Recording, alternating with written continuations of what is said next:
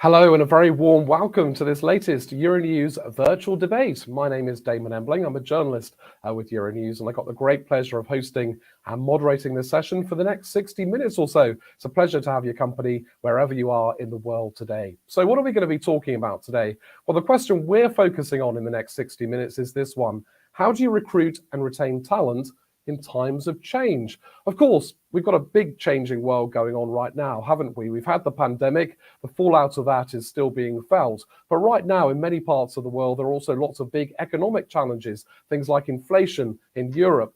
Add to that also lots of planetary pressures, lots of pressures over climate change and what should be done about that as well right now. But what are all those big issues? What do all these things that are changing our world actually mean for the world of work? What do they mean for jobs? How do you recruit and retain talent in times of change? That's what we're going to be focusing on during this debate today. We've got a great panel lined up to discuss this topic today. Without further ado, let's introduce them. First of all, I'd like to go over to the University of Lausanne and say hi to Professor Raphael Lelive, who's a professor there, as I say, and his specialism at the university is labour economics. Good morning to you, Raphael. Good morning, Damon. It's a pleasure to be here, and it's a very great topic that you chose for today. Great. Looking forward to your insights and your conversations today. Also in Switzerland today, we've got Leila Clevaz, who's the executive search consultant and partner at Ganchi Partners. Hello to you, Leila. Hello, Damon. Hi, everyone. Happy to be with you today. Nice to see you there as well. Also in Switzerland today, all of our panelists are in Switzerland, by the way, for the next 60 minutes. We got Charles Bendotti, who's the Senior Vice President of People and Culture at Philip Morris International. Hello to you. Hello, Damon. Thank you for the invitation and looking forward to our conversation today. You're welcome. Thank you very much indeed for joining us. And last but not least, we've got Catherine Dall'Antonio, who's the Managing Director for Switzerland for the non-profit organisation My Climate, which helps companies help the planet. Hi to you. Hello, everybody. Nice to be with you. Thanks, Catherine, for joining us as well from Switzerland today. And to all of you in our audience, if you have any questions for any of the guests that you can see on the screen here, and you want to ask some questions during this debate, please do get involved. We'd love to hear from you. All you have to do is write down your questions in the chat box just below the video screen where you're watching, and we'll have about 10 minutes or so lined up at the end of this debate to ask some of your questions directly to our guests. So please do get involved. It should be a very lively conversation for the next 60 minutes. Right, let's get stuck into that conversation. First of all, I'd like to go over to Raphael at the University of Lausanne. Raphael, I was saying at the beginning that we are living in a changing world, lots of dynamics going on at the moment. What's your assessment generally right now of the labour market then? What does this all mean for work and jobs? Well, what we've seen is a important pandemic, and during that pandemic, large sectors weren't really able to produce and work like they used to. So that has laid off many people, and so we've seen a very big an undershooting of labor demand. And what I see is a very much overshooting right now. Everybody's looking for talent, and this is a very complicated and complex and frustrating process. That's why I say so. And there have been certain sectors, haven't there, that have been quite badly affected in the sense that, for example, travel and tourism, they laid off a lot of staff during the pandemic and they struggled to build back very quickly. Indeed, because what happened there is the workforce basically was put on frozen. And if you're frozen, then you're still doing things. And what people did in those sectors is they sat down and thought, do I really do what I want to do in life? And many of them came to the conclusion, no, there's other things in life than to work, than serve meals and work in a restaurant. So they have moved on. They've moved back to where they used to live. And those are things that make it that many firms are now looking for workers in these sectors. Catherine, from My Climate in Switzerland, did any of your staff during the pandemic think, maybe I don't want to do this anymore and I'm going to leave? Mm-hmm. No, to be honest, we didn't have this problem. On the other side, we see a lot of interest because we see that more and more people, because they maybe think more thoroughful what they do as a job. We see a lot of interest in what we do, but still it's getting also more challenging because we see that also other players that offer meaningful jobs enter the job market. Because obviously, you work in a very trendy sector, sustainability, you're helping companies reduce their impact on the planet. So there's a lot of interest in that. And we're going to get to the point later that a lot more workers these days are looking for jobs with impact and meaningful, rewards. But, in terms of recruiting the staff that you need right now to do the work that you do, how easy is that? Mm-hmm.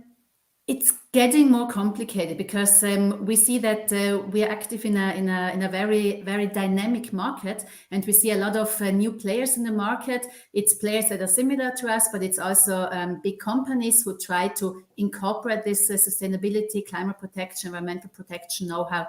We also see that the big consultancies build up sustainability departments, and therefore now we compete with a lot of new competitors. And we see that just offering a job in a trendy topic, that's to say sustainability, it's not a USP. It's not enough anymore as a USP. So we really need to be very careful and always work on offering a work package that is in a holistic way very very attractive. Leila, you work at an executive search recruitment firm, so you're kind of looking and headhunting for sort of people in senior management roles, CEOs, that sort of thing. What sort of challenges are you facing right now? And do you find that there is a loss of talent? Have you got enough talent out there? Are you finding people very easily? No, at this time, we have more and more jobs on which it's very difficult to find the right candidate. It's why our clients are calling us to find a C-level position with clear experience and clear backgrounds for the positions. And we are facing that it's now a candidates market now. They have the choice and they are more and more selective. They ask more and more things, flexibility from the company, sense, values. So these kind of subjects are more and more crucial for candidates. Yeah, and we're going to get into things like flexibility and all those legacy points that have come out of the pandemic in just a moment. Before we get to that, Charles, at PMI, I mean, you're traditionally a tobacco company. I mean, have you found it difficult in the past to recruit people, and what's it like for you now? Yeah, so we are probably facing a slightly different dynamics that what was shared with us right now. We were absolutely not attractive a couple of years back because being a tobacco company for the reason we may imagine mainly linked to the product. Since we came with our new vision of a smoke-free world and changing the product portfolio and the mission of the company, actually we have increased the attractiveness of PMI over the last couple of years. And I would say actually when the pandemic has been sometimes an impediment for some companies to be able to work, as Raphael mentioned before, we have been very clear about some guiding principle that our people will be first before the business during the pandemic. So I guess what I'm trying to say, we have leveraged those very difficult events to show the values of the company, and which has helped us to retain our talent, but also to attract talent from the outside. Raphael, I'd just like to briefly go back to you. When we talk about the sort of issues that came out of the pandemic and the sort of current economic issues that we have, and all those sorts of things around the planet and climate change, a lot of it goes back to politics, right? And what certain countries are doing with certain policies within their countries and how that filters down then to businesses and to workers. When do governments need to step in and help with the labour market, do you think?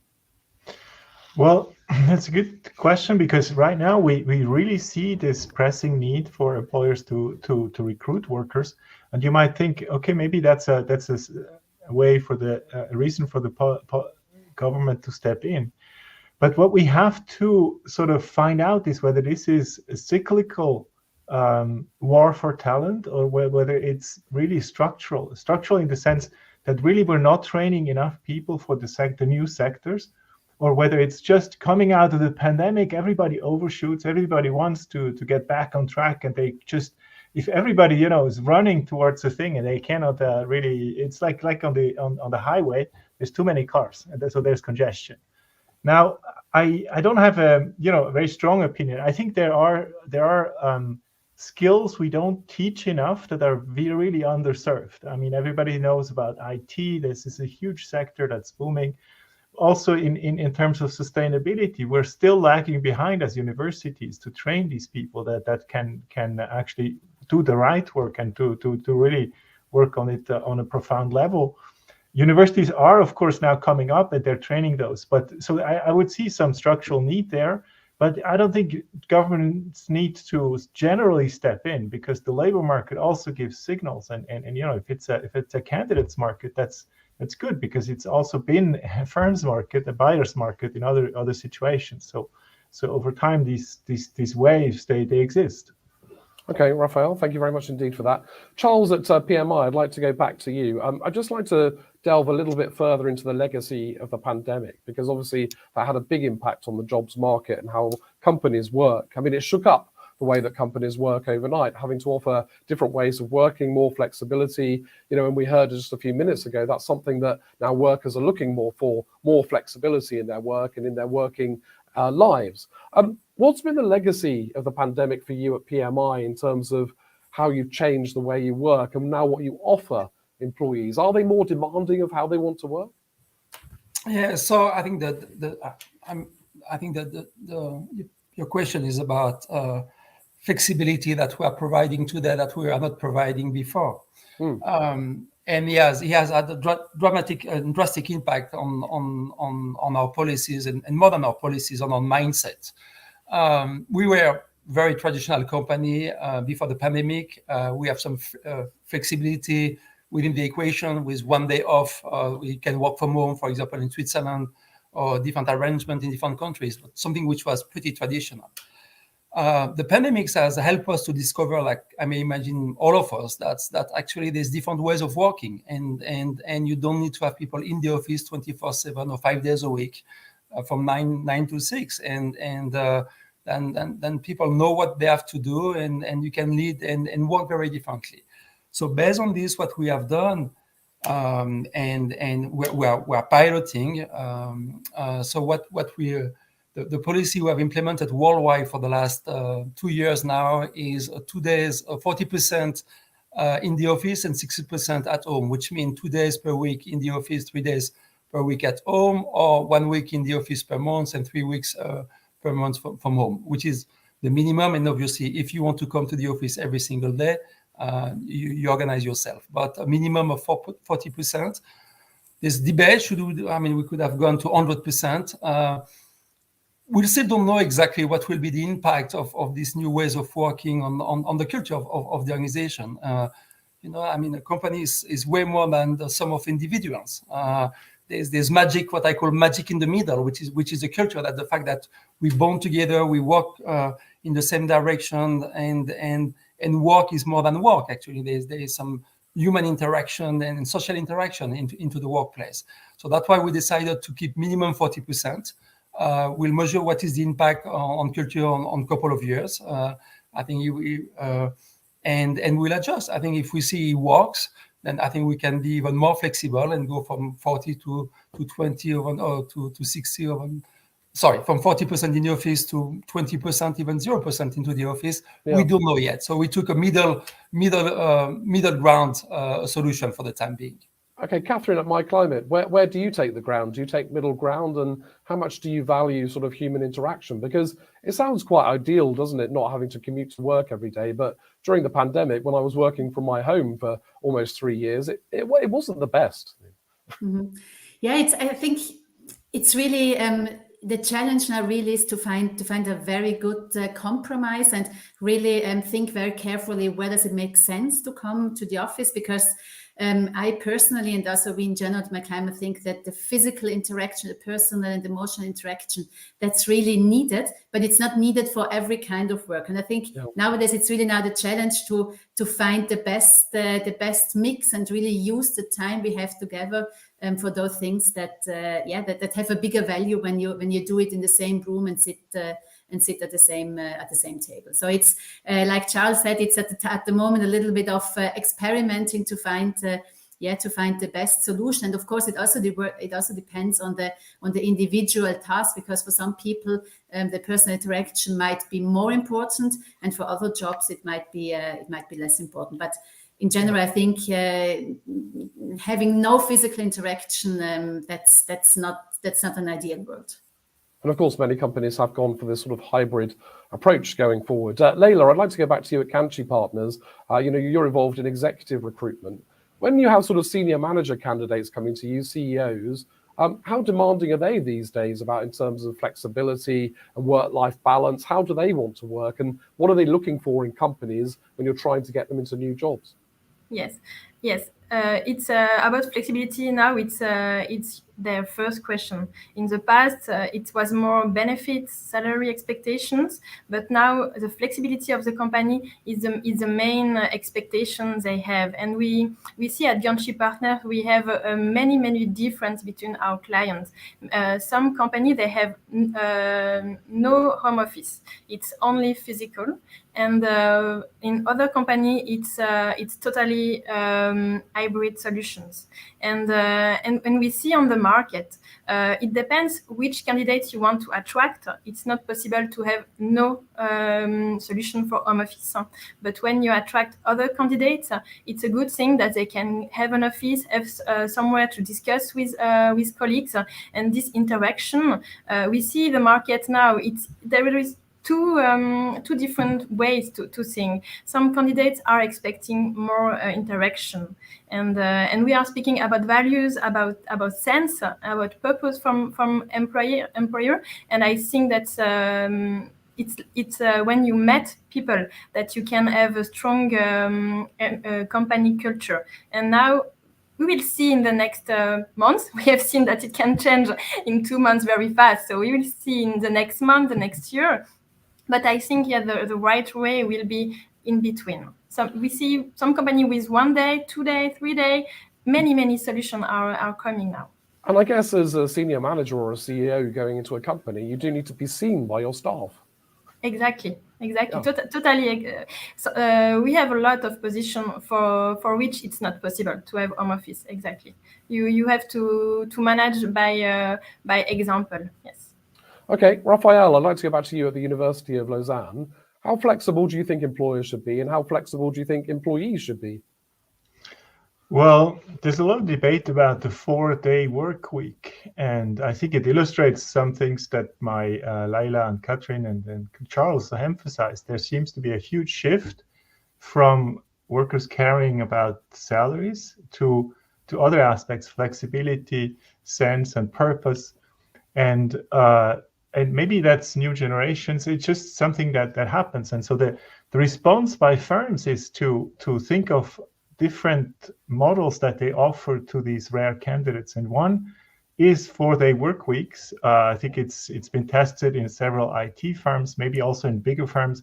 I don't have a clear overall perspective, but one person I approached really surprised me. This is a bookseller. He's a very small business selling Japanese manga comics in Geneva and Lausanne. And he has maybe 3 to 10 people. I don't know the exact number, but he went from 5-day work week to 4 at the same salary. And I told him, I cannot imagine how this works, because you're not making more money. Selling books is basically having the person there, like a CEO. Yeah. Not quite like it, but presence matters. And he told me, well, it's all in the long-term relationship that I built. It's clear I'm making a present to these people, but I'm doing this because I want to keep them, and they're really good. They know everything. I don't need to hire anybody. I'm not in so I don't have a problem to recruit talent. I just keep them. So that was a very good experience to see that even, I mean, employers can be very flexible, and if they offer something that isn't there out there in the market, then it's something special that keeps people. Okay, Raphael, really interesting point there. Thank you very much indeed. If you're just joining us in our audience, welcome to this latest Euronews virtual debate. The question we're asking today is, how do you recruit and retain talent in times of change? And if you have any questions for any of our guests today, do leave those in the chat box just below the video screen where you're watching, and we'll get those to our guests a bit later on in maybe the last 10 minutes or so of this 60-minute session. I'd like to go back now to Charles at PMI in Switzerland. Charles, I remember when I used to go for a job when I left university many years ago now, I kind of felt really intimidated by the employer, and it always felt like the company, the employer, had all the power, and I was sort of left there in the seat, sort of quivering like a wreck. And it was me that had to kind of put on the performance and convince them that I was the right person for the job. How much do you think there has been a shift in power between the employee and the employer? Well, I think Laila will be better suited to answer this question, because that's what she does as a leading on the daily basis. We also interview lots of people, right? Yeah, we can answer together. I think I don't look at it from a balance of power, that one side is on one side or the other side and is shifting. I think what has really changed, at least in the way I conduct interviews with candidates, you don't do interviews any longer. You have a conversation, and that will change everything. It's not me behind my desk and try to drill the person and prove me how good you are, because I can decide if you fit or if you don't fit. I think today it's more a balanced act of having a dialogue with the person. Because not only you want to attract the best talent, which is a given in the equation of winning in the marketplace. But what you want to make sure is that those talents really flourish and they enjoy the place where you are. And when I interview great talent, like all companies, and I'm sure it's the same for my climate or for even for the University of Lausanne, it's not the right place for everybody. And I think it's better to have a true conversation by really expressing what are the values of the company, what we expect from people, and tell them the good, the bad, and the ugly, because they will face it one day. And I think what candidates deserve is to be able to make the right choice, and because at the end of the day, the risk is way more on the candidate than on the employers. They're the one that change companies, sometimes change lives, sometimes change countries to join us, and we own them full transparency for them to be able to make a proper choice. So that's the way I would see the evolution is moving from interviews to conversation.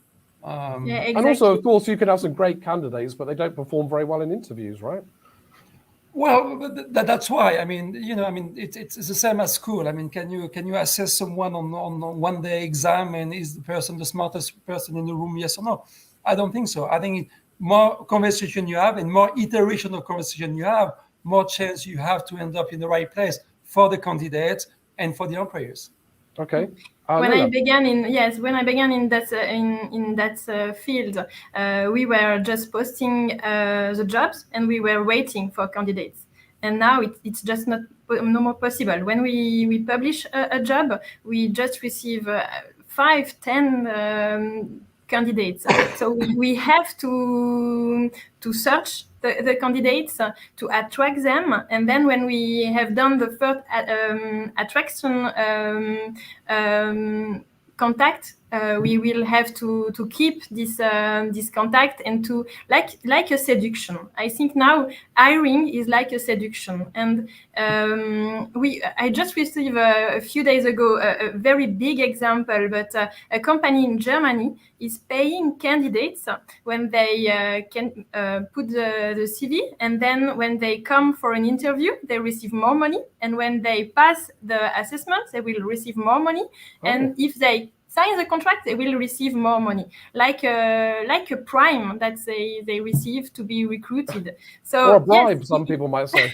It shows how the market is now. It's like fighting between companies to attract the best candidates.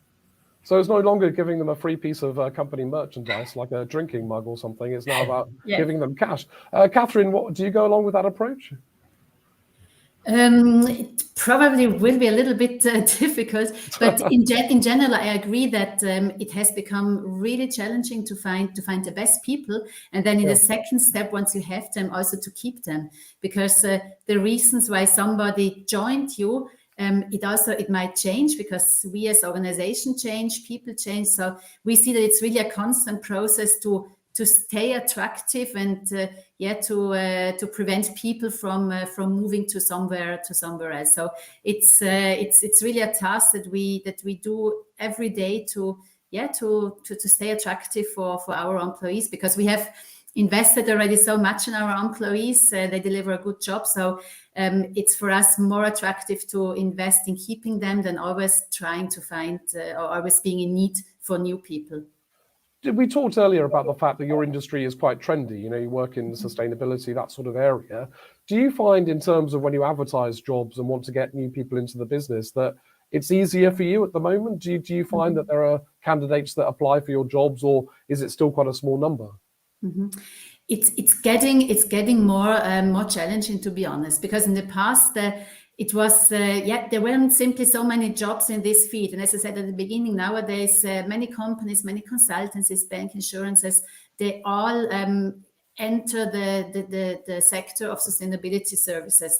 So we need to be more have more ideas how to make the whole job package attractive, because simply offering a meaningful job, we see that's not enough. That's not enough anymore. But we also see it's easier to find junior people, because we see that also the universities have adapted. There are many courses, many studies nowadays that educate people in this field. So if we look for young people who just enter the job market, it's not such a big challenge.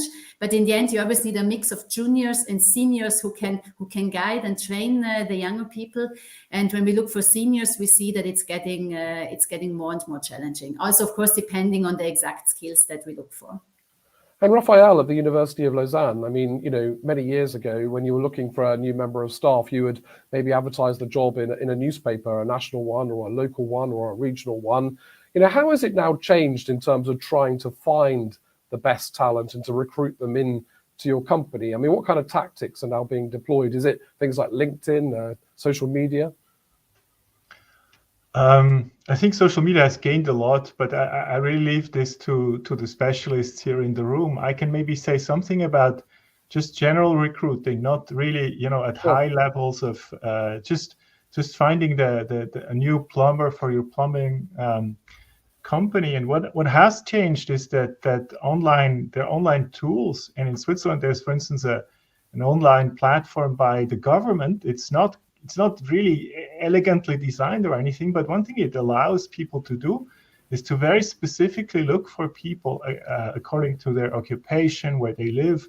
So what I mean, what's special about this is that the recruiters are becoming active, and we're studying their data to understand how they react to aspects of the people, gender, nationality, is there discrimination or not? But those are other questions. What's relevant for here is we're looking at these data to see how far is a recruiter willing to compromise in terms of fit for the position when there's a tight labor market or a slack labor market. And we see that recruiters are much more willing and very willing to actually compromise on the actual occupation and experience that people have when there's a tight labor market. That tells us recruiters are desperate, and they're using their own tools and becoming active. You're desperate, Leila. Not yet. No, we have solutions. We have a solution, and we find solutions. And Leila, sorry, carry on. Damon, you go on. No, go for it. If you have something to add there, no problem. No, I was just saying, we are happy in this situation because it's where we have something to do. It's why clients come by us asking how to find these candidates, and we have the solutions. And yes. So we've talked about the employers finding the candidates, but how can the candidates also be found? Oh, sure. Yeah. Go for it. Damon, I think I would like to come back on the point that Catherine said, which I think it's absolutely critical in this conversation. The question is why companies are looking for massive recruitment from the outside. Okay, and obviously when you have a capability gap, that makes sense. When you don't have the knowledge, the experience within the company, that you need to attract it. But I think Catherine has a very, very strong point. I think we as employers, sometimes when we stuck with a new dilemma or a new challenge, we believe that people from the outside have more answer than what we have within. And I think this paradigm has to change. We are all facing the same situation. No one of us has more experience on the pandemic that's, being Philip Morris or My Climate or the University of Lausanne, to use some examples here. We are all in the same boat. And I think we need to start shifting our mindset and say, can we tap into the collective intelligence of our current workforce? Because I'm absolutely convinced that 80% of the solutions are there, and maybe 20% of the solution can come from the outside. But we have the solutions. It's more how you build an environment for those ideas, innovation to flourish within the organization, to move from the ground to the senior executive. But we have them, and that's why I absolutely share and agree with Catherine that I think that the best solution to retain talent and to develop talent is to tap into their collective intelligence and not always look at from the outside. And the beginning is to be clear with what you are looking for. Sometimes it just begins with a clear job description. Sometimes, company doesn't know what they are looking for, and they are looking for on the market, and they won't find it. It's sure. The demand at the beginning is not clear. First, yes, a demand clear, and see if you have the competencies inside, and then you are looking outside your company. And sometimes this aspect is passed. Good. And Catherine, I guess that sometimes you have to sort of just give up on the idea of finding the dream candidate. You have to find somebody that maybe just has the capacity and the capability that you can develop within your organization. That's a very good point, because we sometimes look for such specialized skills that it's simply there isn't enough enough people on the market to deliver those skills, and then we were forced to really be a little bit more open and to think in the second step, well, if we don't get these skills now, what would be the second best solutions? And until now, with all those cases, in the end, we found that it wasn't the second best solution, but we really found very suitable candidates who were able to build up the knowledge that they didn't have when they joined us during a very short time. So I think nowadays the challenge is really to, in the recruitment process, find out what potential the person has to really get into the topic very fast and to build up the knowledge to an extent that is necessary to deliver the job. And until now, we had very good experiences with that, and I think that we get more and more important, because if the specialist people are not there yet, then you have to look for people who have the potential to develop into these specialists. And I guess when you take those people on and they do develop into those roles, there's a great sense of satisfaction and motivation for them as an individual worker as well, which can be obviously a good thing. Leila, I just want to briefly touch on the point. We've talked a lot about how employers find employees, but how do potential employees, candidates, make themselves known in the market? Because there are a lot of people on LinkedIn saying, look at me, I'm amazing, recruit me, look at what I've been doing, I'm fantastic, I'm the best person in the world. Is that the right approach? How do you get yourself found? It depends your situation. If you are a job seeker, there are mainly job boards where you can find some open and not confidential positions. And then yes, it's what you say, Damon. Now companies are making employer branding, are making marketing to find right candidates, and now candidates has to do the same, has to market themselves a little bit. And LinkedIn is a solution, but your network, conferences and events are another one. And at the beginning, remember, now we are using a lot IT digital solution, but face-to-face met person personally is really strong and important. So yes, meeting your network, being present is something really important now. But not too arrogant, I guess. No, not too arrogant. It's like for company. We are waiting that the employer value proposition from company is transparent, is honest, and we are waiting the same from the candidates. Honesty, yes.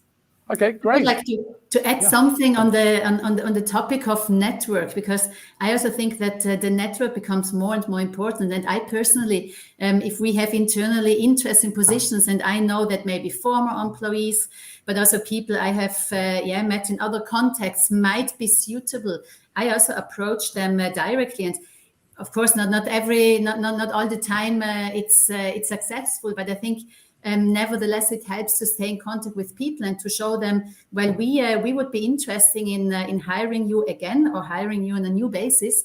And I think in the long term that also pays off. I remember I got my first job in radio 25 years ago by going in and making the tea for free on a Saturday and just hanging out, and you got to make contacts the traditional way. But I guess things have changed quite a lot since then. We didn't have LinkedIn 25 years ago. Great stuff. Now, listen, anybody that's joining us in our audience, welcome. We're asking the question today in this debate: how do you recruit and retain talent in times of change? If you have any questions for any of the guests that you're seeing on the screen, do leave them in the chat box, and we'll get those questions to our guests a bit later on in the last 10 minutes of this debate today. Now, Raphael, I'd like to go back to you at the University of Lausanne. We talked a little bit about sort of companies with a positive impact on the planet, responsible outlooks. How much do you think these days employees really are looking for companies that can help them make a positive impact on the world? Do you think this is a really big thing? Things like sustainability, responsibility, but also things like diversity, I guess, as well. Yeah, so we see the young generation, we trained it, and I've been here now for 16, 17 years. So I have seen maybe 2 generations, and when I started it was like you, Damon, and also I, right? So how can I get a job, and that was the big point, and it could be any job, and the current generation is really there are people who are still like that, but there are many who really want to have an impact on the world, and they are very willing to have maybe more in security, maybe it's an internship, just to actually do things that they think make sense. So purpose and diversity, sustainability, those are all things that they care about, that they really want to change that. And that's what we also see, in politics, in activism. There's a whole movement that we see among the young generation today, which was maybe less strong when I started working here. Yeah. And Charles, at PMI, do you find that from people that come to you, they want to see your evidence from PMI about how you're having a positive impact in some way? Yes, I absolutely share all the points that Raphael shared with us these days, and he has even accelerated over the last couple of years with not only the pandemic, but also some big social events, Me Too, Black Lives Matters, but it's not only the new generation. I think we have to be very careful of not being to use too many cliches on this one. I'm 50. I have kids. For me, the purpose of a company, sustainability and inclusion, diversity of the company matters to me as much as it does matter to my kids who are 20 or 19. So I think we have to be very careful not to segment it too much. And yes, it is. Now, I think Laila used a word which, if I may, Laila, without being without challenging, but the word seduction, I think you use this word, and that's a word I would be very careful with, actually, because that's why if you do stuff to seduce people, candidates, to attract them, and you don't deliver on the promise, then you will generate a chaos and a massive turnover. So that's why I refer to Charles, you need to seduce with the truth. It's okay, different way with the truth.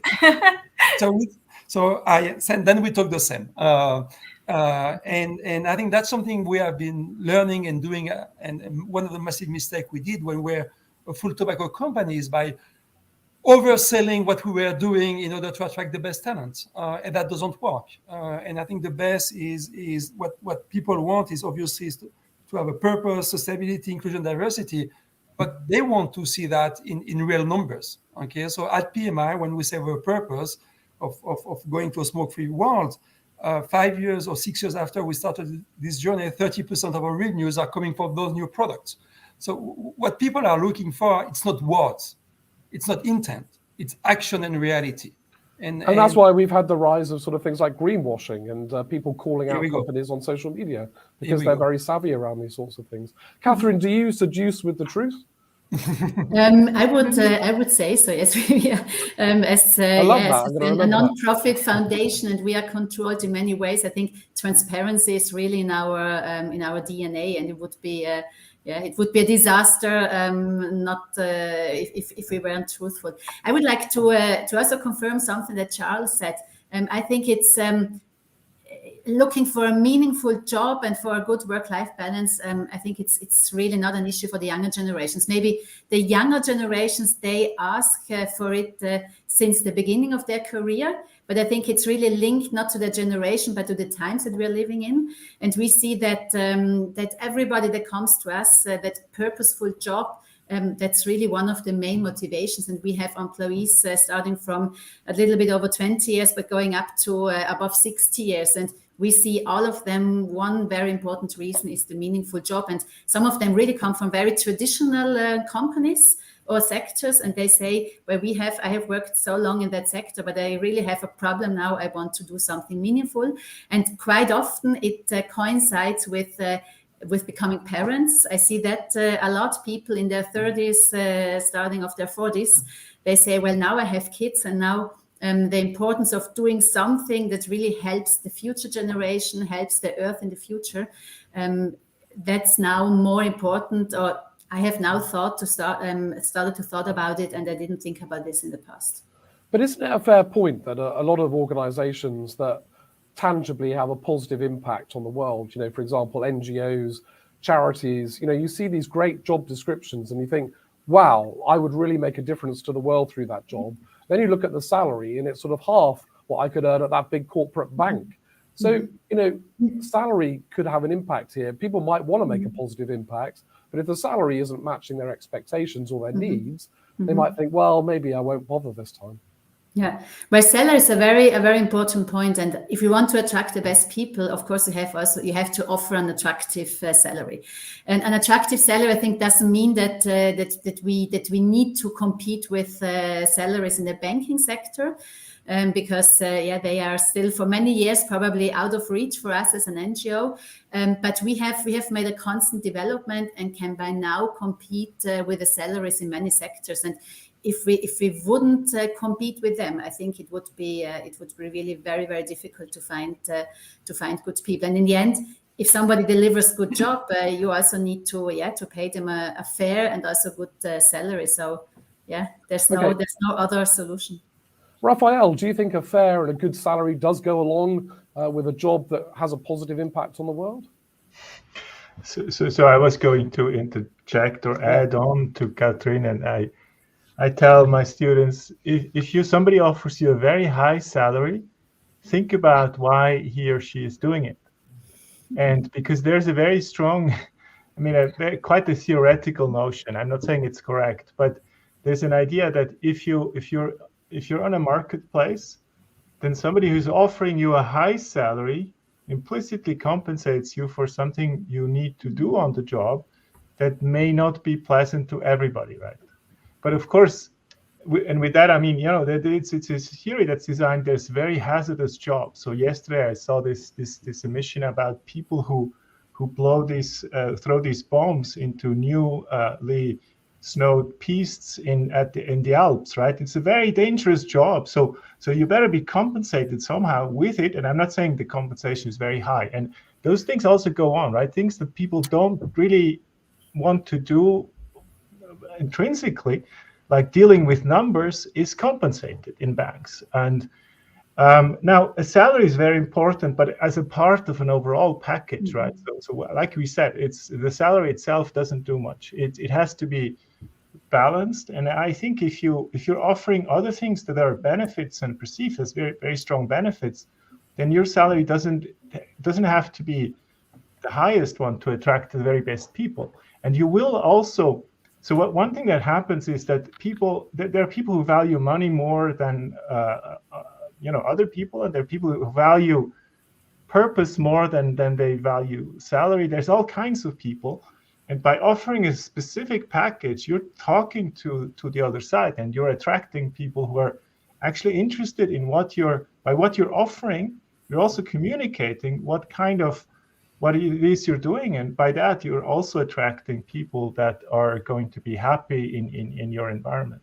So there's no such thing as one fair salary, but there's a fair combination of salary and other job aspects. And it's very subjective on the behalf of the individual. How do you recruit and retain talent in times of change? That's the question we're asking today.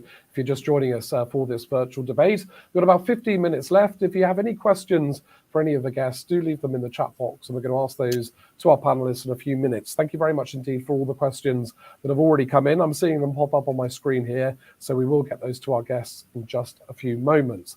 Now, I want to go back to retention specifically. We talked there a little bit with Raphael about sort of how to find the best talent, but then how to hold on to it in terms of packages that you might have.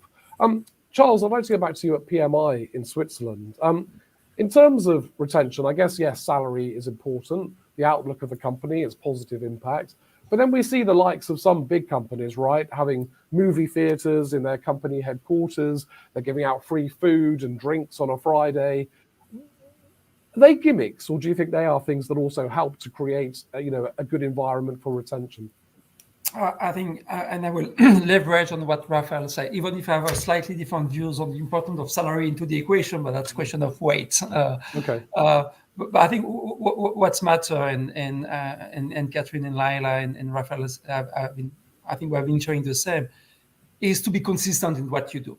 Does that make sense? Okay. If we have seen too many companies that went to the Google headquarters and said, let's copy paste the same, and we'll bring the same culture at Google. Yeah. And you have the sofas in the middle of the corridor, which are never used in some companies. Yeah.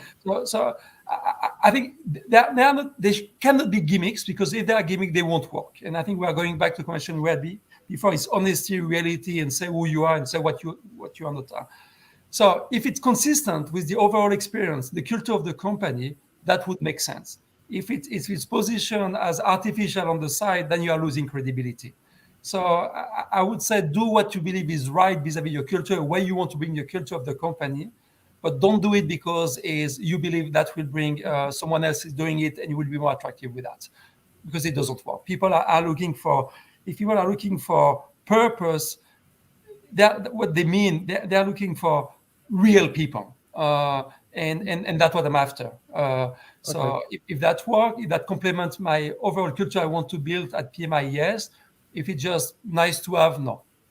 Okay, Catherine at My Climate, is it more about a free bowl of gummy bears and drinks on a Friday? Mm-hmm.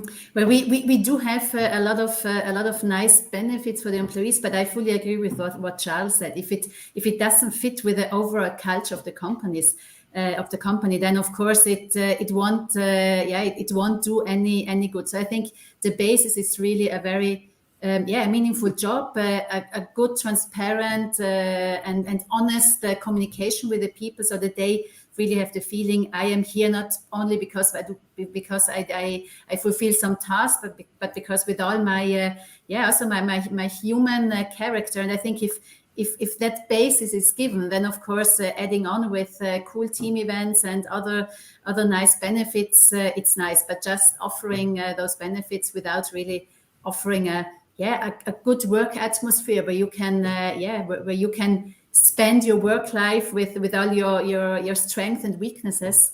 If you don't offer that, then also those side benefits won't help. Laila, in terms of retention, they often say you leave a bad manager, not a bad company. Would you go along with that? Yeah, I totally agree with this phrase, Damon. I think, I'm not talking about I told you. Experience, by the way. That's true. Yes, at Gunchy Partner, for example, we have a 15 months guarantee. So we are convinced that we need to hire at the beginning the right person, and the right person is the right fit. And I use what just Charles told, and Catherine too. Your employee value proposition, it's not just you as a manager who decide. It's you need to listen your employee, to have an employee survey, for example, and to learn about your strengths. But have a survey, but also act upon it, right? Because exactly. I've done many employee surveys in the past. Yeah. Exactly, and exactly work on your weaknesses. It's really important. And in my activity, I have a candidate survey too, because your reputation on the market, on inside your company and outside the company, is who you are, and have the courage to ask rejected candidates if the recruitment process was okay, and think like that. Everything is candidates, employee are your clients, I think, in these times. Okay, great, Leila. Thank you very much indeed. Listen, we're going to go into our audience questions now. Thank you very much indeed for sending those in wherever you are in the world watching today. Raphael, I'd like to go over to you first of all. This is a little bit more about what we've just been talking about there, retention. Innovation Spotlight is asking the question, what is the panel's top tips for employee retention? So as well as what we've just heard there, have you got any other tips for retention? What do you think should be some of the key ingredients? For retention, Yeah, I only know it's very important, right? Every employee you retain is worth like 2 or 3 salaries. So I no, ask the people on the ground. Okay, Leila. Yeah, I think like we already said, the training of the manager is something really important. But I've seen recently with it's in French the name, but Prix Numérique RH, we had a winner. It was McDonald's. They were working with the planification of their workplace, and I think it's one thing to recruit, to retain your talents, but you need to be efficient with the people you have, and in this case, a digital solution can help you to be very efficient. And McDonald's, it's clear how they can be using a tool like that. Yes. Okay, Catherine, anything to add? No, it's fine. Okay, Catherine, I'll keep you there though. Another question we've had in from our audience that's come in on Instagram. They're asking, what will the approach to recruitment look like in 5 to 10 years' time? So how do you see at My Climate in 5 or 10 years that you'll be recruiting people? I think recruitment will become a constant process. Also, if you don't have any open positions, I think you will constantly need to be to be in contact with network, but to also enlarge your network in order to be very well positioned once you look for somebody. And I also think it's we already see this now, but I think this will become even more important. You need to be really fast. Because if a recruitment process takes weeks or maybe even 2 months or more, the best people will have gone. And we are already adapting to this by making it more flexible, maybe not having a very long interview at the very beginning, but having very fast, a short conversation in order to get a sense of, does this also match on a personal level? And if it does, then we go into the details. So we need to be very flexible, and also go beyond existing processes, because they work. They don't work as good as they did in the past. Charles, if you can get your crystal ball out and look 5 or 10 years ahead, how do you think you're going to be recruiting people? Well, I think artificial intelligence will enter the game even way more than what we are facing today. And I think Katrina is in terms of profiling candidates, you mean? I hope human will always decide at the end, but probably for the number of offers you will receive or candidates you will receive, that will maybe help to scan and to have the meaningful conversation with less people and go quicker to the heart of the conversation. So I think that we won't escape. We just have to make sure that we don't let the machine take over, and there's no bias into the machine. That's a different debate. But that's for me, it's a given. It's a given that it will happen. And I think something that may happen as well is building on this network. I think we may see in coming years more exchange, or companies cracking agreement to exchange talent. Instead of losing talent, me to Microsoft or to P&G, why don't we sit together and say, you can make maybe a couple of years at PMI, a couple of years at P&G. So I think we will try to find probably ways of exchanging talent which are very different than what we have. And the third one, that's I hope that will really happen, is shared jobs. There are more and more people that want to have more than one job, or that they want to have less job and more fixed time for themselves to do. So I think the world will evolve in that sense. I mean, but probably three trends I may imagine that will lead the recruitment market in the coming years. Okay, Leila? Yes, I totally agree, and I was smiling because yes, I hope we will have more and more job offer with the opportunity to have a job sharing. Now it's just a few that are offering this kind of solution, but I totally agree. I think it's in the next few years it will be a solution. And for my part, I think recruitment is no more just an HR job, and it's more and more sales, marketing, and more IT. We are working with data, we are working with artificial intelligence, and I think that will become more and more the case. Okay, great stuff. Another question from Instagram. This is going back to one of our earlier points we were making about the legacy of the pandemic and remote work. This person is asking, what model of distant work do you think will finally prevail? We talked about this, Charles, didn't we, about remote working, and we sort of decided that hybrid was probably the way that most companies are going to go now. Honestly, my crystal ball is not strong enough to answer that question. Honestly, keep polishing it. It may be different from industries. I think Raphael touched this point. The IT industry is very different than other industries, so they may need to go to 100% remote faster than other sectors. I don't know. I think the time will tell. Time will tell. Raphael, there's an interesting question here around the ethics of commuting to work. How long, in your opinion, is too long a journey to commute daily to work? What are the ethical considerations? What would you say to that? So what I say is that it's very, very costly. Think of 1 hour commute is like reducing your salary by 20%. So, yeah. With that, I mean, if somebody asks you to do that commute, then you better be compensated somehow. Maybe it's a very interesting job. Maybe it's a job that offers you more than you would have locally.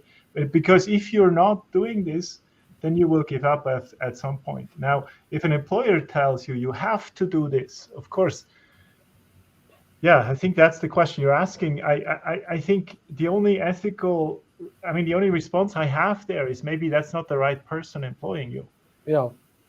And it's very different, you know, if you live in an inner city stuck in the traffic every morning, or you've got a nice bike ride in the Swiss Alps to work in the morning. It's a very different sort of commuting situation. One final question we've got coming in from Instagram. I'm not sure who I'm going to ask this to, but Raphael, I might give you a try first of all. This is about a specific industry. So this is a person who's an artist, and they're thinking about their future careers and jobs. They say, do you think artists have a place in a highly technological high technology world in the future? People are worried about their place with their current careers. Can they fit into a technological world? Well, there's a part of art that has just been also replicated by technology. Yeah. Right. DALL-E can paint pictures like DALL-E, and that's a bad news maybe for the artist doing really artifact, but there's a skill that artists have to think outside of the box, and that's extremely valuable, because technology right now, even DALL-E is just imitating. That's the technological counterpart to ChatGPT, who does art, is only imitating things, is only combining things that's already existing, and so artists can be creative, and that part is certainly going to become even more valuable. Okay, I would like to add just one short sentence to this. I also think in the future, probably the soft skills will become even more important, because if you have the right soft skills, you will be in a position to really acquire the hard skills that are needed for this specific job. And perfect. As you said, artists, they have a lot of great soft skills that are relevant for many industries. Okay, Catherine, thank you very much indeed. Look, we're out of time, unfortunately. 60 minutes has gone past really, really quickly. Let's say thanks to all of our guests. We had Raphael at the University of Lausanne. Thank you very much indeed for joining us. Thank you for inviting us. Great to see you. Leila Claves was at Ganchi Partners, joining us from Switzerland as well today. Thank you to you. Thank you for this time together. Thank you. Also, thanks to Charles Ben Dotti, who's from PMI International in Switzerland as well. Thank you, Damon. Thank you, and thank you to the panelists. It was a very interesting conversation. Thank you very much indeed, Charles. And last but not least, thank you to Catherine from the non-profit organisation My Climate, also in Switzerland today. Thank you very much. It was a pleasure.